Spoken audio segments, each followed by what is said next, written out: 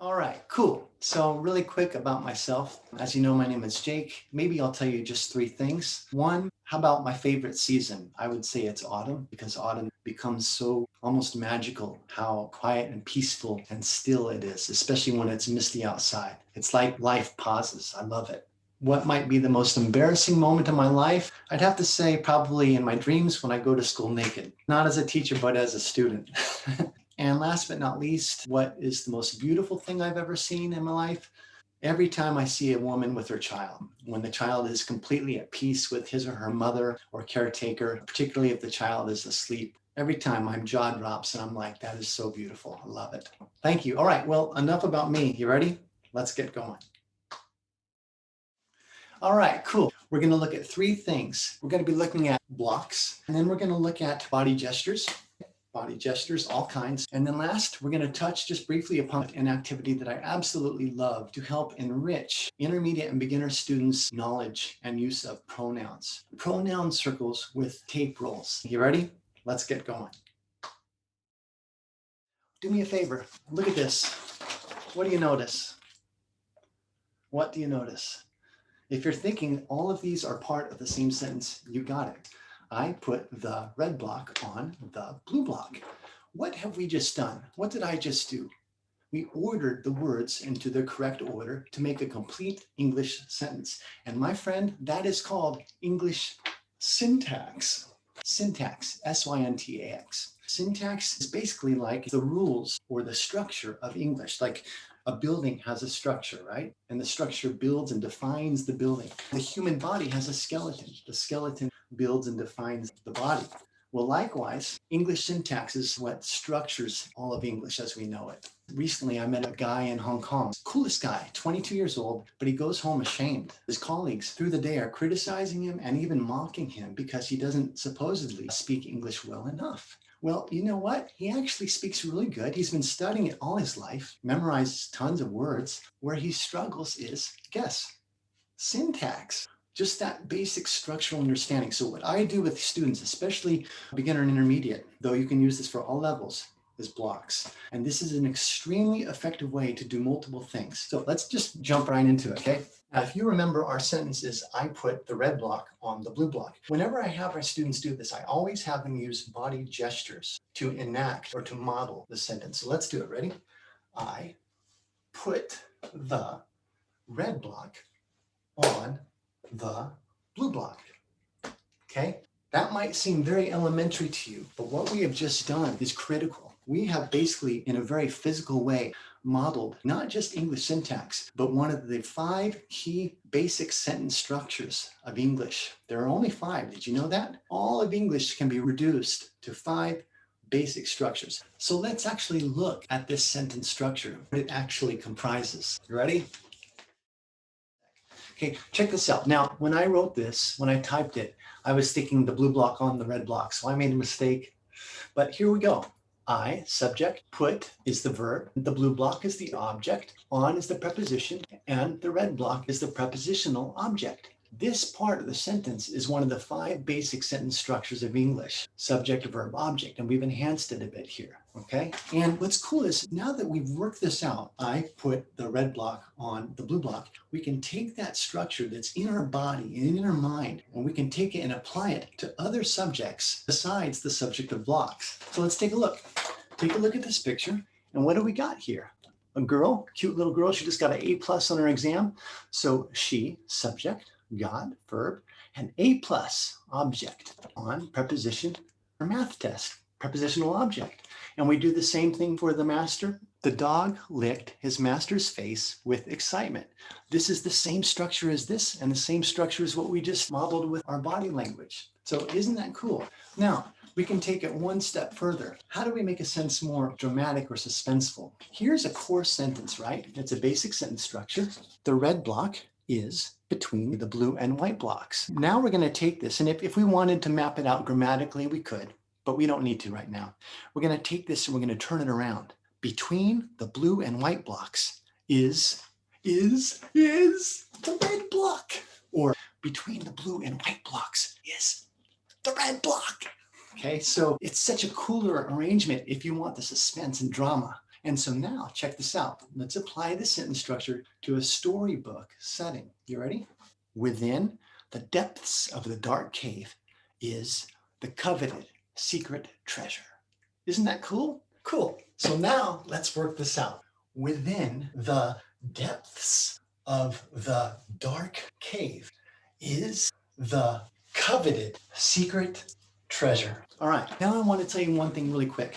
Back to this. I put the blue block on the red block. A lot of students, even intermediate, sometimes even advanced, I've noticed, they'll make the following mistakes. I'm going to show you 3 examples, okay? So they might forget the, and therefore they might say, I put blue block on red block. They might forget I, so they might say, put the blue block on the red block. And oftentimes what I've noticed is they'll usually get a combination of things wrong. Like they might forget the, I, and they might misplace put. So they might say, blue block, put on red block.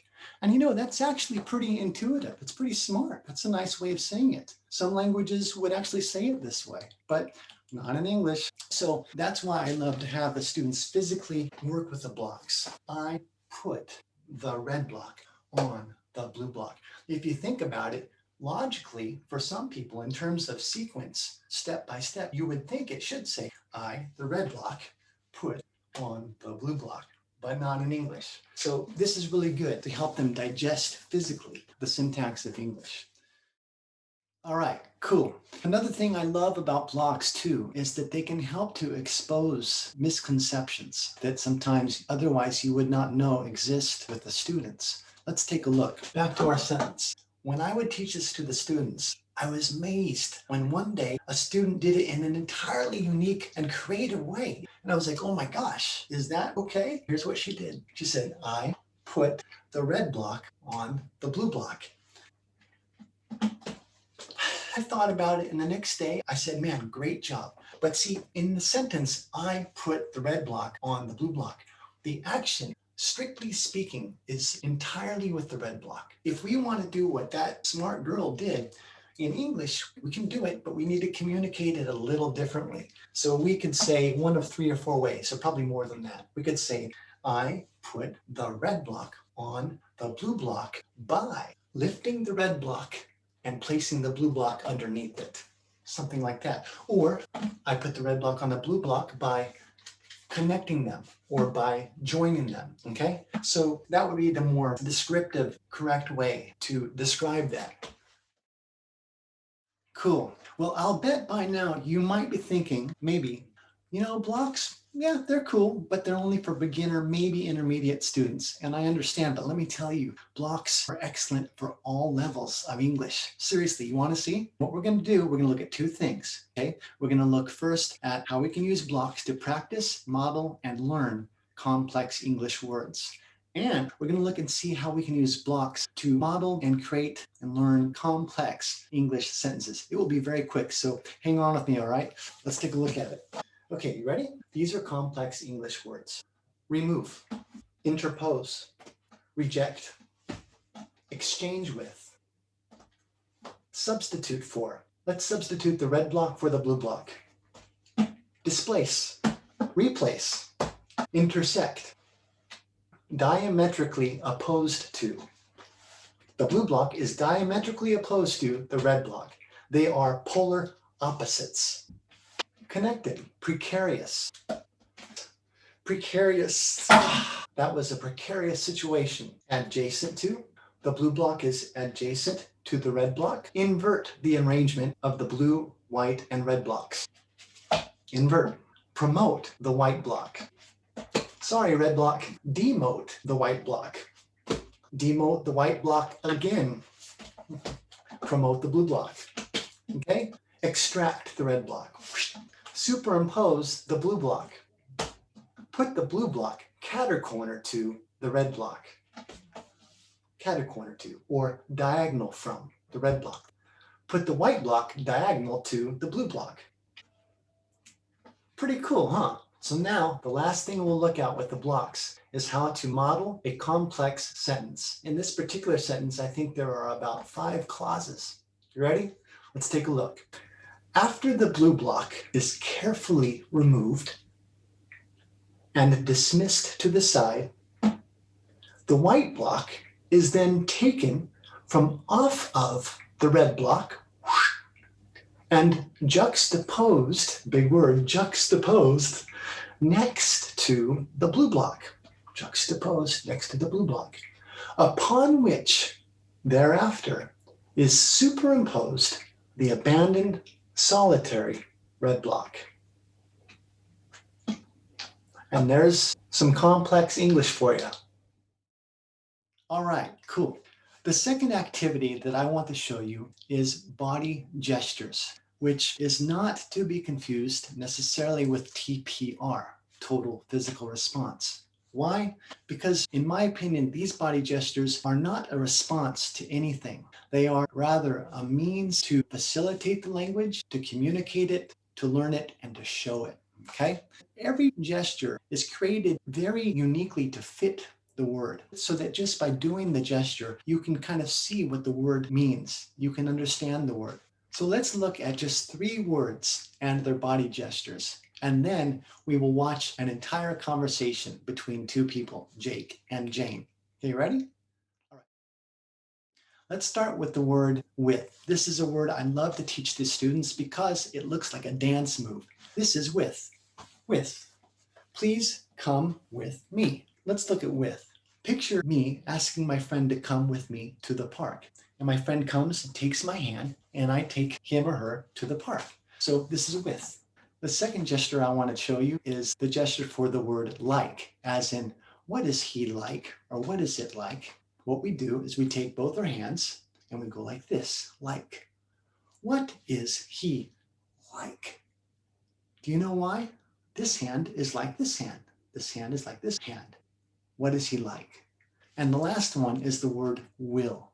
Will is a tough concept. The word will is called a modal auxiliary verb, or more simply, a helping verb. And it's used all the time, as well as its counterparts like might, could, should, would, can't, couldn't, okay? So it's an extremely important word, and sometimes students have trouble with it, understanding it and using it. So it's really important, in my opinion, to use a good gesture. This gesture, I'll tell you, it looks a little awkward, but it's effective. What does will mean? Will means to agree with your mind and your heart to do something or to agree to something. So the way that we show will is this. My heart and my mind say yes. Will you marry me? Yes, I will. That's simple. Okay, let's take a look at the conversation. This is a conversation between Jake and Jane. All right.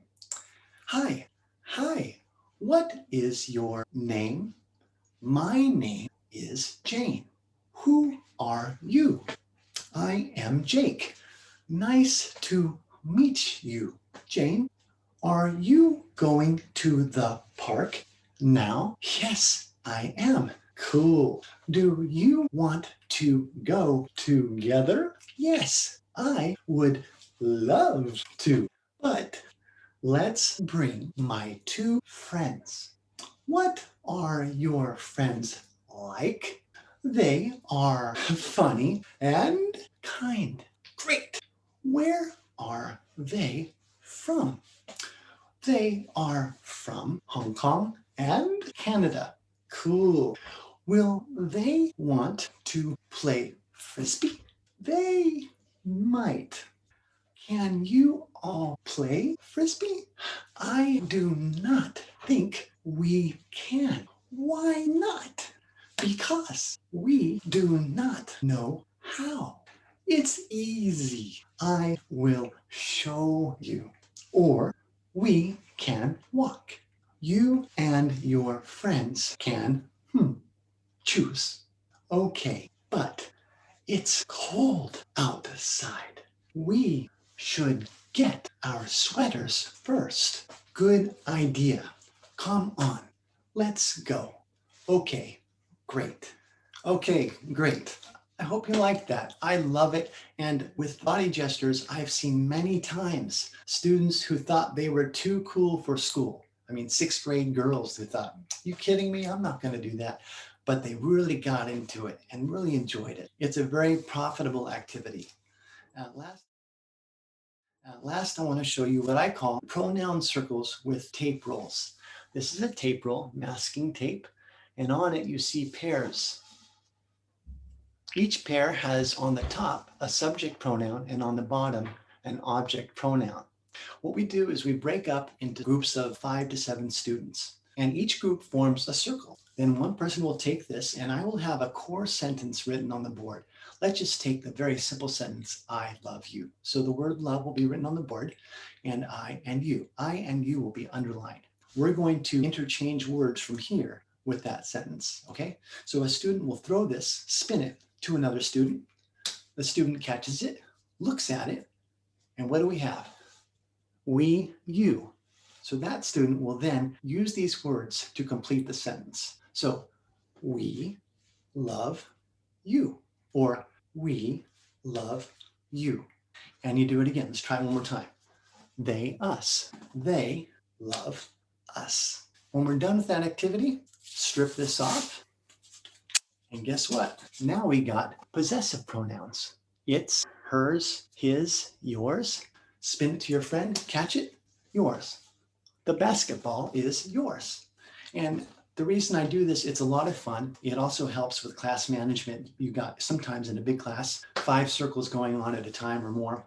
And pronouns I have found with Chinese speaking students tend to be a bit of a challenge, even for intermediate and sometimes even advanced students. So it's a lot of fun and it really helps them to practice. Sometimes I just use this as a warm-up for the day.